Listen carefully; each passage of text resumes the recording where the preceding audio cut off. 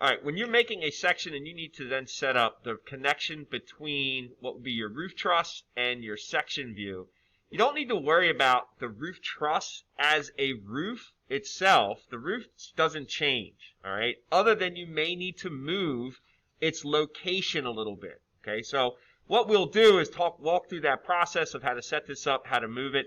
But one of the things is you want to kind of work through the whole process, getting everything set up to what would be your double top plate in your wall, okay? That double top plate should line up with top of first floor plate. That's your 9-1 or your 8-1. And then think about the truss sitting directly on top of that entire position, all right? So that everything from any wall up that hits the truss is at that position, all right? That's a really important piece. All right, so I'll take you through how to get this set up, how to hide a bunch of stuff that you don't want to see, and then, the addition of some of the other little features here. So if I jump into a section that does not have any of these details in it, let me jump in here and delete that. What a standard section would look like before you add any information to it is going to be a roof system similar to this, all right? But I'm actually going to go in and delete some of these details. Your roof system could be in position. It might not be in position, okay? This is just a standard roof system, all right, that's in Revit that you have placed in position. And generally, the way that these roofs are set up, they sit down here so that if you created this on the top of plate, second floor, it's going to be sitting somewhere here. However, it could actually sit lower than this, okay? Because of the way that Revit does its calculations, the base offset from point could be 0. It could be somewhere else. It could be a lot of places. So what I always then say is the first thing you want to do when you're going to set up a section view like this, okay, is to go ahead and place component information for your nominal cut lumber, meaning what would be your fascia board. So pull your fascia board in and place it in position. This is exactly where the fascia board would sit in the construction process, okay?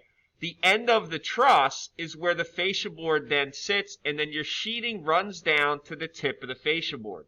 You put this in position and you use this as a guide. I then will select the fascia board, hold control, grab the roof, and then I take and I move it. And I use the move tool so that the bottom of the fascia board is going to sit directly on that layer for top of plate second floor. It's going to sit directly there. Okay? That's the first thing that you want to do. Now, if you have any other roof system that's intersecting like this, if you have two roofs, then you want to move them both at the same time.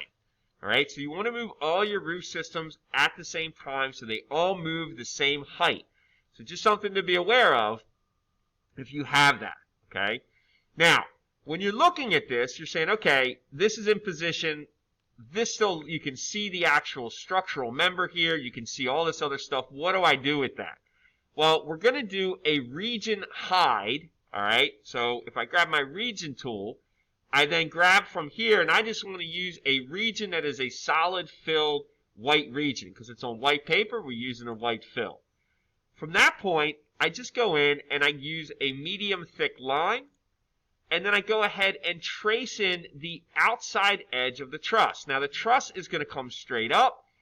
Out here on the fascia board, I'm going to sit on the bottom of what would be the sheeting face, and then I continue to just trace out, okay?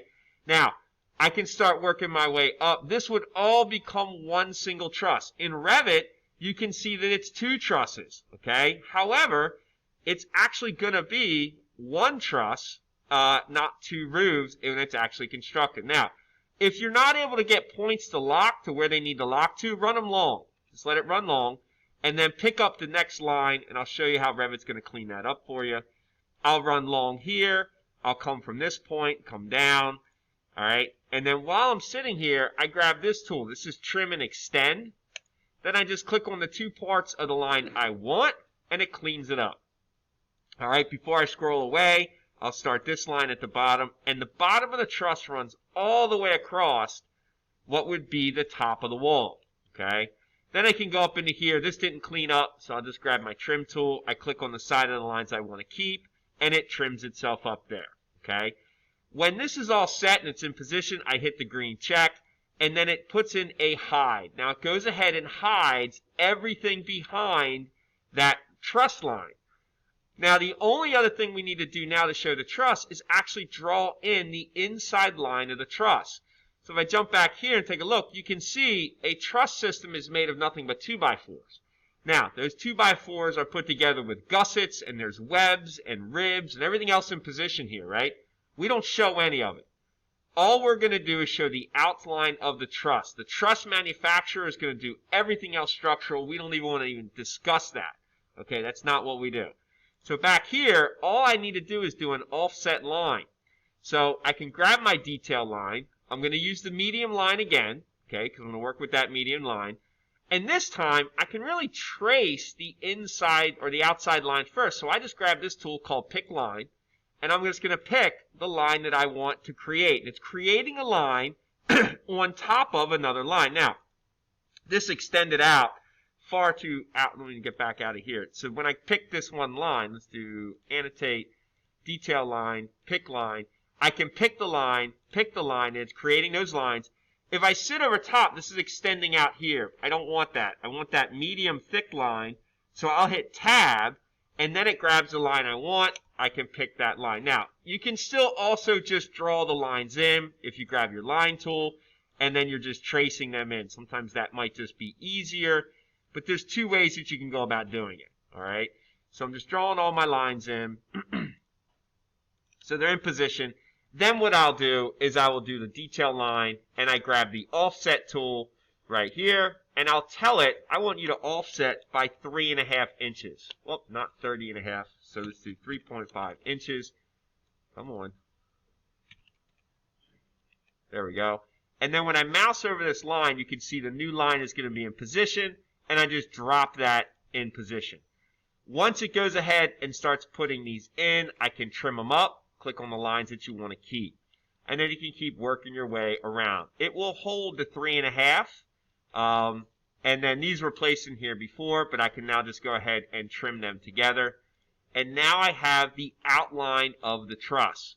Now, this is great. One of the last things that you really want to do when you're dealing with the truss is create the notes. So I gave you guys a while back this list of notes. This list of basic notes, you want to have this information in here that says roof trusses to be designed and engineered by the manufacturer. Make sure you copy that and it gets placed as a note on your truss drawing. Okay? There should be no question whatsoever that we are not the truss designer, we are not the manufacturer, we are not creating this note. Okay? So it's really important that that is in position. And put it somewhere on this truss that's very easy to see, okay? From that point, you just continue to detail this out. Double top plate, you'll need to put a hurricane clip in here. All of those things are available. All the notes are available. And take a look at the other sections because they're the sections that you will then be recreating. Don't forget to put insulation in. Insulation will run underneath of the bottom side of the truss. So that would run directly inside of this area here. And of course, insulation in the walls. Think about that building envelope. What is actually heated? This area is heated. Everything around it needs a nice blanket. All right. So hopefully that takes you through a basic truss